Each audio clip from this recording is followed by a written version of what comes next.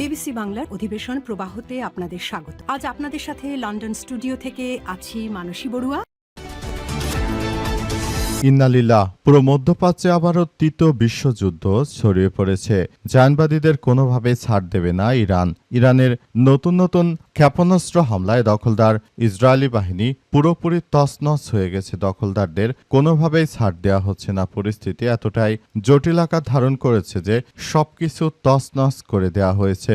পুরো মধ্যপ্রাচ্য জুড়ে ইহুদিবাদী জায়নবাদীরা এখন আর কোনো কিছুই করতে পারছে না। পরিস্থিতি থমথমে অবস্থা বিরাজ করছে। আর এরই মাঝে আমাদের হাতে এসে পৌঁছেছে এই যুদ্ধের সর্বশেষ গুরুত্বপূর্ণ সবথেকে তাজা আপডেট সংবাদ আপনাদের জানিয়ে দিব।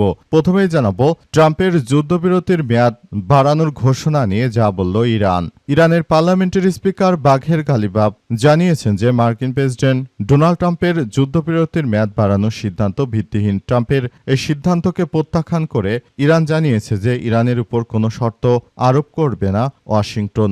যদি শর্ত আরোপ করে তাহলে আমরা কখনোই যুদ্ধবিরতির আলোচনায় যাব না।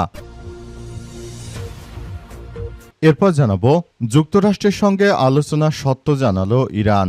আবারও অস্ত্রশস্ত্র তৈরি করছে মার্কিন যুক্তরাষ্ট্র। যে কোনো সময় আবারও ভয়াবহ যুদ্ধ শুরু হয়ে যেতে পারে। মার্কিন যুক্তরাষ্ট্র ইরানের উপর যে নৌ অবরোধ দিয়ে রেখেছে সেই নৌ অবরোধ বাতিল করতে হবে। তাহলে শুধুমাত্র ইরান এই ক্ষেত্রে আমেরিকার সঙ্গে যুদ্ধবিরতি আলোচনা করতে রাজি হবে। তবে যুক্তরাষ্ট্র নৌ অবরোধ তুলবে না এবং তারা ইরানের বিরুদ্ধে কার্যকর পদক্ষেপ নেওয়ার জন্য অস্ত্রশস্ত্র তৈরি করছে।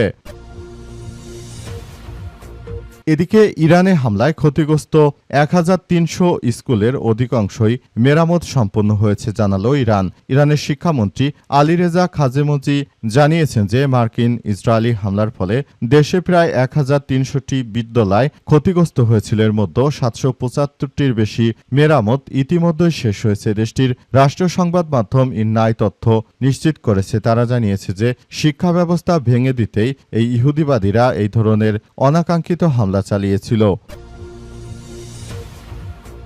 জানাবো ইরানের ড্রোন কিভাবে বিশ্বে ক্ষমতার ধারণা বদলে দিয়েছে। কয়েক বছর আগে ইসরায়েল লেবানন সীমান্তে হিজবুল্লাহর তৎপরতা সম্পর্কিত সামরিক প্রতিবেদনে প্রথম ইরানের ড্রোন বিষয়টি সামনে আসে। পরবর্তী সামরিক বিশেষজ্ঞরা ইয়েমেনের হুতিদের ব্যবহৃত ড্রোনগুলোর উৎস খুঁজতে গিয়ে তার সঙ্গে ইরানের যোগসূত্র খুঁজে পায় এবং সর্বশেষ বর্তমান যুদ্ধে ইরান শাহেদ ১৩৬ ড্রোন দিয়ে ইহুদিবাদী ইসরায়েলকে ধসিয়ে দিয়েছে। এবং সর্বশেষ জানাবো ভোলার তজুমুদ্দিনে ট্রলার ডুবে ২০ লাখ টাকার ক্ষতি। ভোলার তজুমুদ্দিনে ঢাকাগামী এমবি ফারহান লঞ্চের তীব্র ঢেউয়ের মনপুরাগামী একটি মালবাহী ট্রলার ঘটনাস্থলে ডুবে গেছে।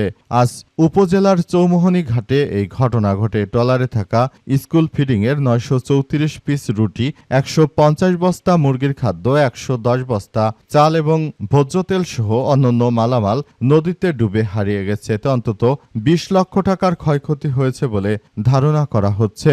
প্রিয় দর্শক, এতক্ষণ শুনছিলেন সংবাদ শিরোনাম, এবারে বিস্তারিত। তবে তার আগে বন্ধুরা অনুরোধ থাকবে এই সংবাদটিতে একটি লাইক দিন।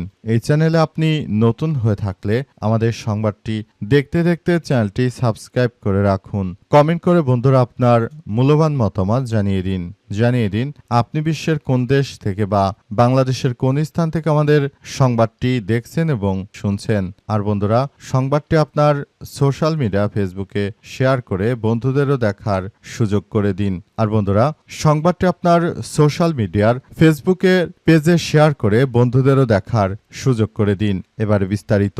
সংবাদটি শেয়ার করে বন্ধুদেরকেও দেখার সুযোগ করে দিন এবং দেখতেই থাকুন আমাদের এই গুরুত্বপূর্ণ সংবাদ। ট্রাম্পের যুদ্ধবিরতি মেয়াদ বাড়ানো নিয়ে যা বলছে ইরান।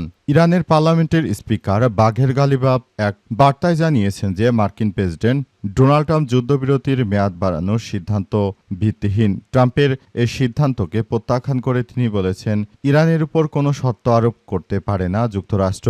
যুক্তরাষ্ট্র যুদ্ধে পরাজিত হয়েছে উল্লেখ করে উপদেষ্টা আরও জানান, চলমান উত্তেজনার মতো পরাজিত পক্ষ শর্ত চাপিয়ে দিতে পারে না। মার্কিন অবরোধ এবং স্থবির আলোচনা নিয়ে বিরোধ অব্যাহত থাকার প্রেক্ষাপটে তিনি এমন একটি মন্তব্য করেছেন। ইরানি কর্মকর্তা সতর্কবার্তা করে জানিয়েছেন যে অব্যাহত চাপ পরিস্থিতিকে আরও উত্তপ্ত করে তুলতে পারে এবং এই মুহূর্তে দখলদার ইসরায়েলি বাহিনী ও যুক্তরাষ্ট্র তারা যেটা মনে করেছিল সেটি প্রকৃতপক্ষে কখনোই সম্ভব নয়। মার্কিন যুক্তরাষ্ট্র দখলদার ইসরায়েলি বাহিনী শুরু থেকে তারা মনে করেছিল যে যুদ্ধে তারা হয়তো অনেক ভালো কিছু অর্জন করে ফেলবে, কিন্তু প্রকৃতপক্ষে তারা কোনো কিছু অর্জন করতে পারেনি। মার্কিন যুক্তরাষ্ট্র এবং দখলদার ইসরায়েলি বাহিনী পুরোপুরি ফেঁসে গেছে ইরানে আক্রমণ করতে এসে। তারা শুরু থেকে এবার চরমভাবে ফেঁসে গেছে এবং তারা মনে করেছিল তারা হয়তো অনেক ভালো কিছু অর্জন করতে পেরেছে, কিন্তু পরিস্থিতি আসলে সেদিকে যায়নি, বরং পরিস্থিতি এখন ইরানের অনুকূলে রয়েছে বলে ইরানের পক্ষ থেকে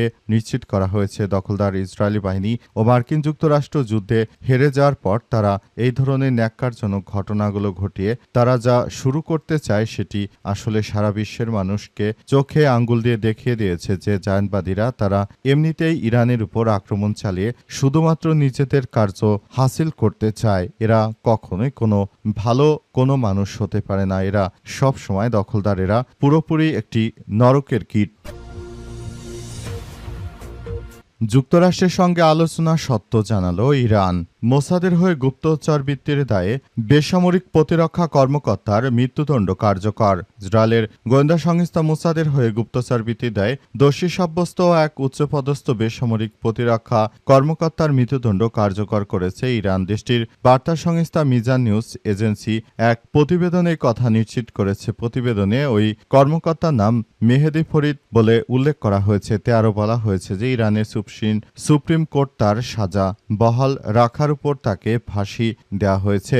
মার্কিন যুক্তরাষ্ট্রের সঙ্গে দখলদার ইসরায়েলের যে ধরনের কার্যক্রম আমরা দেখতে পাচ্ছি, ইরান আসলে যে ধরনের কার্যক্রম তারা পরিচালনা করছে, এরই মধ্যে মার্কিন যুক্তরাষ্ট্র তারা আবারও অস্ত্রশস্ত্র তৈরি করে রেখেছে যাতে করে তারা ইরানকে শায়েস্তা করতে পারে।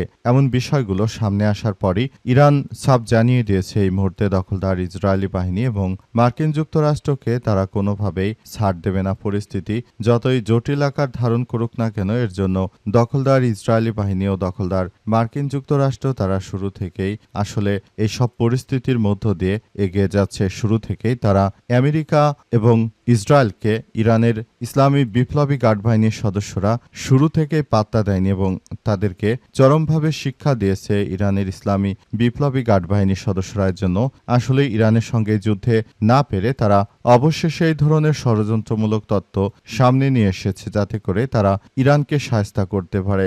এমন এক ধরনের কর্মকাণ্ড তারা পরিচালিত করতে পারে বলে মনে করা হচ্ছে। তবে পুরোপুরি দখলদার ইসরায়েলি বাহিনী ও মার্কিন যুক্তরাষ্ট্র যে ধরনের কার্যক্রম শুরু করেছে এটা কোনোভাবেই গ্রহণযোগ্য হতে পারে না। শুরু থেকেই তারা যে ধরনের কার্যক্রম চালিয়ে যাচ্ছে এটি কোনোভাবেই গ্রহণযোগ্য নয়। পুরোপুরি সবকিছু তছনছ করে দিচ্ছে ইরানের ইসলামী বিপ্লবী গার্ড বাহিনীর সদস্যরা। দখলদার ইসরায়েলি বাহিনী তারা কিছুই করতে পারেনি। তাদের অবস্থা খুবই শোচনীয় আকার ধারণ করেছে, পরিস্থিতি খুবই ভয়াবহ আকার ধারণ করেছে।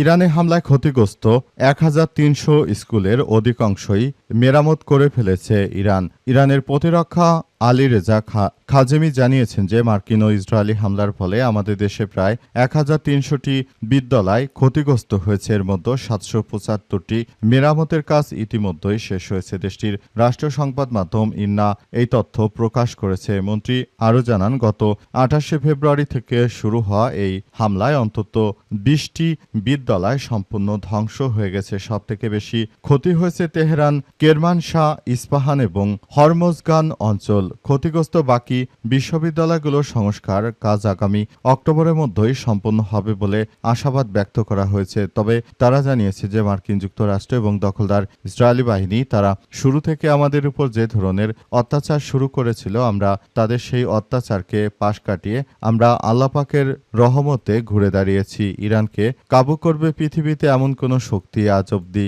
সৃষ্টি হয়নি। ইরানের মানুষ তারা মন আল্লাহ পাকের ভরসায় তারা কাজ করে, কখনোই তারা দখলদার জায়নবাদীদের জন্য কাজ করে না। পুরোপুরি সবকিছু তছনছ হয়ে যাচ্ছে মধ্যপ্রাচ্য জুড়ে।